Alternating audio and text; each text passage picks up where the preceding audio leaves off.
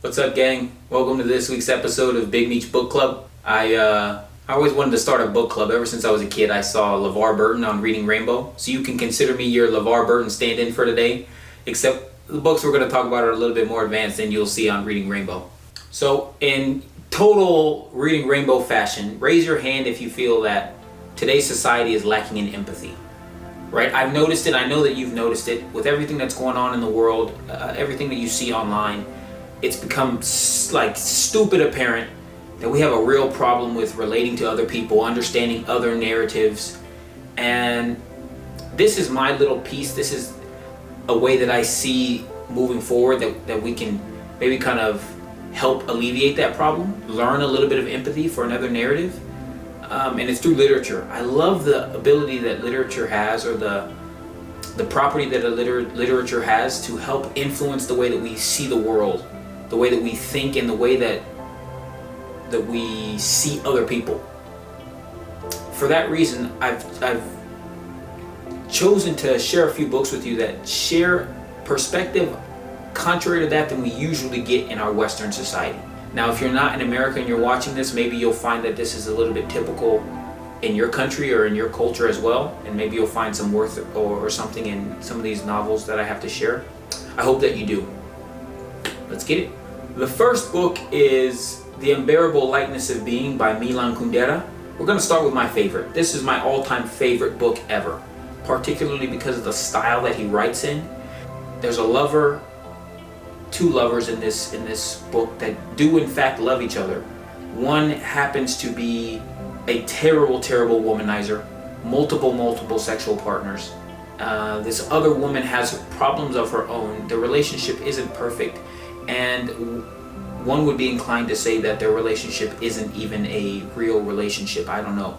The intertwining of their narratives together paints a picture of love that is, it makes you question your own beliefs on love. What is love? Is it heavy or is it light? Is it important? Is it frivolous? For me, that was something that was super important, eye-opening for me, to challenge what I thought, what I believed was love. And obviously I'm not perfect, but this book has gone a long way in showing me the areas where I need to grow and places that I need to examine myself and look for areas of weight versus areas of lightness and frivolity. I could speak about this book for hours. I'm trying not to give away any spoilers, but my favorite author and my favorite novel, hands down. Next up, we've got Chinua Achebe's Things Fall Apart. Some of you may have read this novel or heard about it, and if you've read it, then you know that this should be on the mandatory reading list for every high school, I think. This book is phenomenal. I don't want to give too much away, but we'll just say that this book happens on the African continent. There are many players involved in this. It talks about religion, it talks about family, it talks about the loss of a way of life, fighting back against that loss, the struggle to survive in an ever-changing world, the old world meeting the new. It's a book that, in my opinion, humanizes a rather distant topic of colonization. It humanizes it in the fact that those who are being colonized are given a voice, as well as the plethora of narratives that we've seen from the actual colonizers. So you're not going to find too much of the colonizer narrative in this book. You're going to feel the emotion and the import and the strength of those who are being colonized. Whether or not, you feel like that narrative may not be for you, you're not interested in hearing about slaves or not interested in hearing about slave trade, don't worry about any of that. If you're squeamish, it's an extremely easy read. Nevertheless, it's extremely emotional and thought-provoking. Not just because you see the narrative of the colonized, but because those ideas of change, the essence of who you are, becoming something new, being forced to innovate or die, essentially. And I feel like those are aspects of life that we can all see in our own microcosms of existence.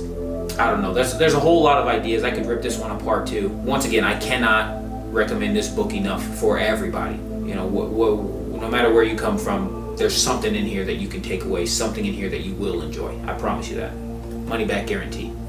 This next book is rather special to me just because of the way I found it. A little backstory, I was in South Africa and I'm walking down downtown Cape Town and I find a bookstore, a local bookstore. Talk to the woman that's working there. And I asked her, I told her, hey, I'm looking to read some new material. I want something from here on the continent, preferably some South African if you can give it to me. And she recommended this book, District 6, Buckingham Palace by Richard Rive. Now, it's written about District 6 in Cape Town, and it takes place in the apartheid era, but it doesn't actually follow the story of any black Africans. The main characters are Malay, and they're living in this District 6 during the apartheid era, separated from all the whites.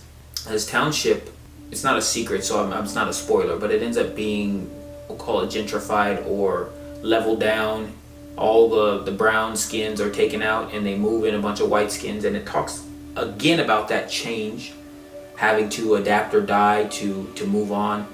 But it also talks about the daily lives of the people who live in the district, and it's beautiful. There's topics of love, of work, topics of writing, poetry, literature. Obviously there's racism inherent in the novel because they're living in the apartheid era, so you can't escape that. It's humanizing. The narrative itself, how it's written, is beautiful and rather unorthodox, we'll say. I don't want to give away too much, but I'd say that this isn't one that I would say that it is for everybody, just because of the way that it does read. I will say that it is an easy read, it's funny, it's sad. Actually, you know what? I changed my mind. Yeah, I'll say that I recommend it for everybody. Just read it. It's cool. It's dope. I don't know if you can find any copies of it in your local bookstore, being that it comes from South Africa. I actually don't even know if it's still in print. But if I find a link for it, I'll put the link in the description for this book and all the other books in case you do want to pick it up, take a chance on it. But I changed my mind. We'll recommend this for everybody. Just read it if you can. And last but not least, we have Pakiki. The author is Patricia Grace. This book comes from New Zealand, and once again, this talks about the ideas of change, of culture, adaptability, but it's focused on a family, a group in New Zealand, Aotearoa. They're being forced to change. People are coming up onto their land, and deals with aspects of identity. It deals with aspects of the relationship with the land. There are many different motifs and many different ideas that are expressed in here. This book has some words coming from New Zealand, coming from Aotearoa. It's written from the Maori perspective, so they do have some words in Te Reo Maori that need to be translated that aren't necessarily translated in the novel. You might have to do some looking up if you were to read it. I love this novel just because it comes from the perspective of the people of the land. And there are aspects of this book that will be new.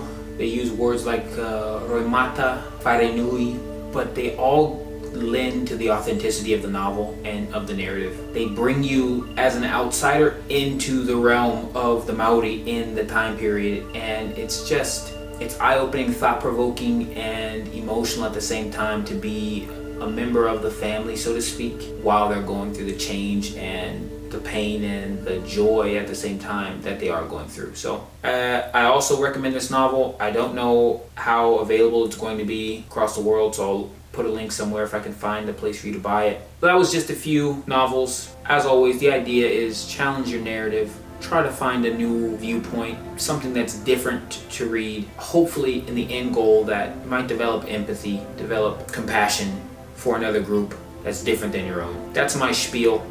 Any books that you all have that fit this mold, fit this idea as diverse books or diverse topics, maybe put them in the comments. Let me know if I need to add any to my Goodreads profile. I'll add that to the description as well, so if you want to add me on Goodreads and look at some of the books that I'm reading, do that. Next month's book for you to read with me is going to be The Souls of Black Folks by W.E.B. Du Bois. That book is available everywhere. If you have Amazon Prime, you can listen to it for free or read it for free with Prime Reading. I'll put another link with that one in the description. Use the hashtag Big Meech Book Club on any social media, and we'll read that one together. As always, gang, it's been a pleasure. Thanks for watching.